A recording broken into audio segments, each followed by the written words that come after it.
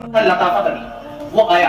यहाँ पर शोरा मौजूद है, जानते हैं कि उर्फी बहुत बड़ा शायर फारसी का, और वो आया और आपकी इल्मी जलालत को जानने के लिए उसने कहा कि मैं आपके सामने उर्फी का एक शेर पढ़ता हूँ, उसकी वजाहत कर दीजिए। हुज़ूर हाफिज़ बुखारी ने फरमाया बताओ, तो उसने वो शेर पढ़ा। हाफिज़ बुखारी रहमतुल्लाह अलैह ने फरमाया कि मुझे इसका इल्म नहीं है। फिर वो दोबारा आता है और यही शेर दूसरा शेर पढ़ता है कि ये उर्फी का शेर है, इसकी वजाहत कर दीजिए, इसका मफ़हूम समझा दीजिए।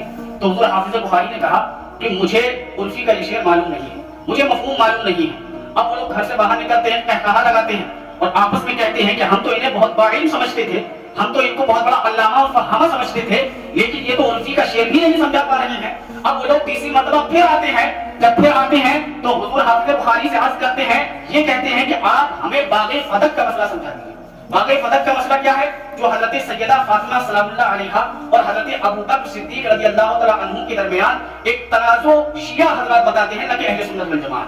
जब उसने ये जुमला कहा तो हुज़ूर हाफिज़ बुखारी रज़ियल्लाहु तआला अन्हु का चेहरा मुतग़य्यर हो गया। आपने फरमाया कि अभी तक तुमने उर्फी का जो शेर पूछा था, पहला शेर पूछा था, तो बात मेरे नफ्स की थी तो मैं खामोश था। जब तुमने दूसरा शेर पूछा था तो बात मेरे नफ्स की थी, मेरी जात की थी, इसलिए मैंने ऐलान कह दिया था कि मुझे उर्फी का ये शेर मालूम नहीं है। लेकिन बात अब दीन की है, नबी के दीन की हक़ानियत की है। बैठो और सुनो कि बाग़े फदक का मसला क्या था। हज़रत अबू बकर सिद्दीक़ ने फातिमा के हक़ को माना नहीं था, बल्कि जो हुक्म था नबी का वही बनकर फातिमा सलामुल्लाह अलैहा को सुना दिया।